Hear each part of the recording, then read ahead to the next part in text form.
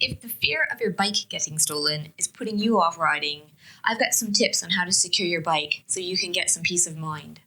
First off, what lock? So the best advice I can give you is buy the best lock you can afford. In the UK here, we have a system of rating done by an independent not-for-profit agency, and they give ratings of gold, silver, and bronze. Where to lock your bike? For me, I prefer to keep my bike indoors. But if you're going out shopping and you're bringing your bike, obviously you've got to lock it outside eventually. I would recommend choosing a spot that's well lit, busy. If there's security cameras around, even better. Basically go with your gut. If it's a spot you wouldn't want to go down by yourself at night to unlock your bike, then you probably don't want to leave your bike there in general. So find a public area that's well lit and go with that. Go with your gut. Things to look for to lock your bike to. A Sheffield stand is always nice, but sometimes they're full or hard to find. So you want to look for things that are difficult to cut. Chain link fences, they're easily cut with bolt cutters. And if you can lift your bike up over it, so if it's a shorter pole, then probably not a good option either. How to lock your bike? Locking your bike correctly is really important. Even just to deter a thief, because yours is harder to steal than the bike is parked next to even. One of the main things you should consider is having two locks. So your main lock and then something to lock your front wheel, especially if your front wheel is a quick release. Just having two locks on its own is a deterrent because that means to the thief it will take twice as long and might require two different tools. So two locks is really recommended. And what you want to do is lock the frame of your bike to the item you're locking your bike to through the rear wheel. So that way your rear wheel is secure, your bike frame is secure, and then your second lock will be for your front wheel. And some people go as far as taking their saddles off, especially if they have expensive saddles, because it's awfully hard to ride a bike away without a saddle. I've even heard of people who take their pedals off. So I think taking the pedals off is a bit extreme, but you get the idea. You're trying to make your bike look unappealing to the thieves. Worst case scenario. Well, to give you peace of mind, I say prepare for it.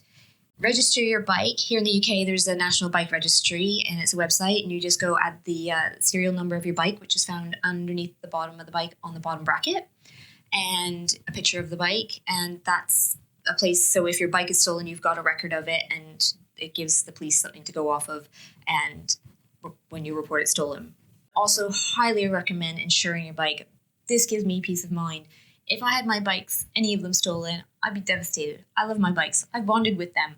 But at least I won't take the financial hit and I can get back on the road on another bike. Look at your house insurance. You can get an addition added on. Some bikes are covered up to a certain amount already. So look into what you've got on your house insurance. And then there's also companies, I'll put a link below of a comparison site. You can take a look at all the options, but that are bike-specific insurance. So they also give you other things like accident insurance, some of them. So it's a really good idea to have that. Make sure your bikes, if you travel with them, are covered outside the country for flights and all of that. So just make sure you have the coverage you need, because this, to me, as badly as it sucks if your bike is stolen, it's just that peace of mind that something can be done about it. So insure your bike, register your bike, and do all the other things to deter the thieves. And hopefully you will never have to use the insurance or report it stolen. I'll quickly show you how I lock my bikes and what I use. If you've watched some of my videos, you've seen the light lock probably, and I've done a review, so I'll link that there so you can go into detail about this lock. But I love these locks. This is the original here, and this is the new one I've got of there. So you can see it's the bigger one. So the light locks are great. If you have more than one in your family, you can attach them together. They are the gold rated lock, the rating I was telling you about.